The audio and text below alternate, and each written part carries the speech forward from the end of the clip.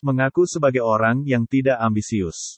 Rika mengikuti ajakan temannya itu tanpa terlalu berharap untuk diterima menjadi pasangan main Rhoma Irama. Tidak ada salahnya kamu berkenalan dengan Rhoma Irama. Setelah kenal, kalau kamu diterima jadi pasangan mainnya ya syukur, ditolak pun tak jadi soal, kata Rika menirukan ajakan temannya. Dan begitu ia berpikir saat itu. Tapi setelah berkenalan agaknya Oma terkesan akan penampilan Rika. Rika diajak main ke rumahnya, sekali, dua kali, dan selanjutnya mereka pun jadi sering mengobrol. Mas Oma waktu itu mungkin ingin mengetahui karakter saya, katanya. Sudah bisa ditebak bagaimana akhirnya. Saya dianggap cocok untuk mendampinginya dalam film-film, Rika menambahkan.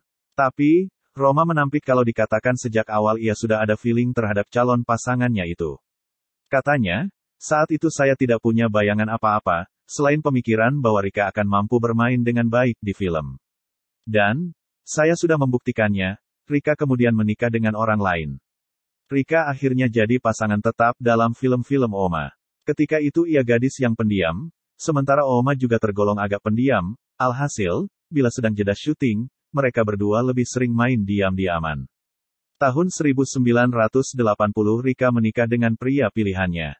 Setelah itu ia masih terus main sebagai pemeran utama dalam film-film Rhoma, yang di mata para kritikus film tidak menarik, namun penontonnya selalu berjubel. Hubungan Rhoma dan Rika berlangsung sebagai dua teman baik. Bila sebelumnya keduanya jarang mengobrol, selanjutnya justru sering. Suatu kali, kata Rika, saya mempunyai masalah yang agak berat. Agar hati saya bisa longgar, saya ingin membagi masalah ini pada orang lain. Tapi saya bingung pada siapa. Kalau saya ceritakan kepada teman, belum tentu mereka bisa membantu menyelesaikan masalah. Bisa-bisa urusannya malah menjadi panjang.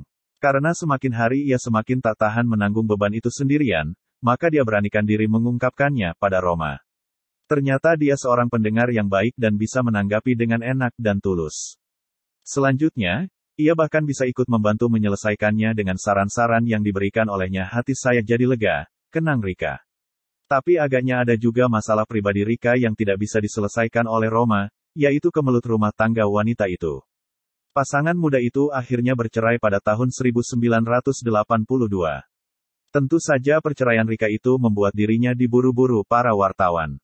Tapi, ia enggan bertutur tentang alasan perceraian itu.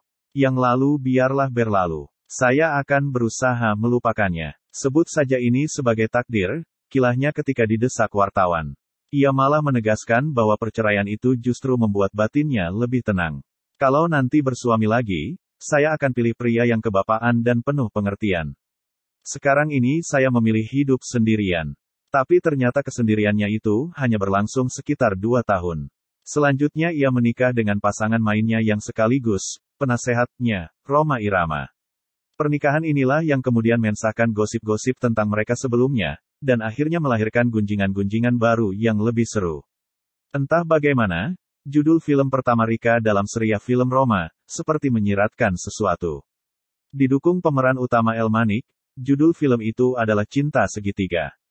Siapa sangka kalau cinta segitiga khayalan itu, dalam versi nyata, akhirnya menjadi suatu kenyataan. Tapi, Rhoma cepat menyangga ketika ditanyakan apakah sejak itu dia sudah menaruh hati terhadap Rika. Saya tidak pernah membayangkan bahwa dia akan jadi istri saya. Cerita dalam film itu fiktif belaka, jadi jangan direka-reka begitu, katanya. Ditambahkannya bahwa lahir, mati, dan jodoh itu ada di tangan Tuhan. Kenapa akhirnya ia menikah dengan Rika? Tandasnya, kondisinya memang sudah begitu. Ada pertimbangan-pertimbangan keimanan, di mana semua keputusan itu akhirnya ada pada Allah. Menikah itu adalah takdir mubrom, takdir yang tidak bisa ditolak atau direkayasa. Lalu, bagaimana menurut Rika? Saya sendiri tidak tahu bagaimana proses itu bermula. Saya tidak tahu, karena semua ini di luar dugaan saya. Sejak pertama saya berpasangan di film, tidak kepikir sedikit pun bahwa suatu saat akan menikah dengannya. Karena itu ketika teman-teman meledek saya, kamu ada apa-apa dengan Bang Haji, ya?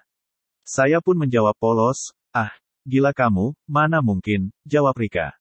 Demikianlah akhirnya, Rika putri ke-10 dari 12 bersaudara dan dilahirkan di Bandung, tahun 1956, menikah dengan Rhoma Irama yang usianya 10 tahun lebih tua. Pernikahan ini pun berlangsung 2 kali. Pertama mereka menikah di bawah tangan, hanya menurut agama. Tahun 1984, dan sekitar setahun kemudian mereka mengadakan pesta. 2 bulan setelah itu, perceraian Roma dan Veronica terjadi. Inilah yang kemudian membuat Rika kian terpuruk dalam situasi yang serba salah. Ia dituduh merebut suami orang. Rika sulit membela diri. Tidak benar kalau saya disebut merebut suami orang, kata Rika. Jauh sebelum kami menikah, saya sudah mendengar tentang kemelut rumah tangga Oma. Tapi saya tidak mau peduli, karena saya pikir kemelut itu bukan urusan saya. Saya juga tidak punya pikiran untuk mengambil manfaat dari situasi itu, karena waktu itu sedikit pun saya tak pernah berpikir untuk menjadi istri Oma Irama. Yang pasti Oma acap kali berkunjung ke rumah Rika di kompleks Pondok Jaya.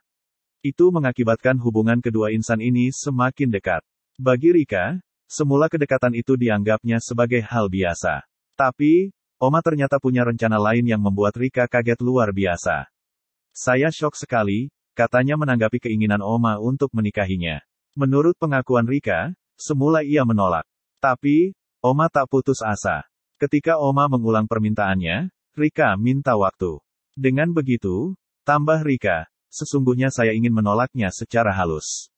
Saya berharap mudah-mudahan dia melupakan niatnya untuk menikahi saya. Pendeknya, saya berusaha menghindar. Namun melihat situasinya yang tidak menguntungkan, ia akhirnya menjadi bingung. Berulang kali ia mengeluh pada dirinya sendiri. Aduh, kenapa jadi begini? Kenapa jadi begitu? Saya berpikir beribu kali, katanya. Tapi waktu terus berjalan. Pergaulan mereka sebagai teman mengobrol di samping pasangan main film juga terus berlanjut. Oma tak pernah menarik permintaannya, dan Rika pun terus mempertimbangkannya. Akhirnya usahanya untuk menolak pun kian mengendur. Selanjutnya, karena ia merasa takut berdosa, ia pun bersedia menikah dengan sang raja dangdut itu. Bagaimanapun, setelah masuk Islam, saya harus berusaha untuk menjadi orang Islam yang baik. Saya tidak mau merusak citra Islam hanya karena hubungan kami terus-menerus digunjingkan orang, tutur Rika lembut.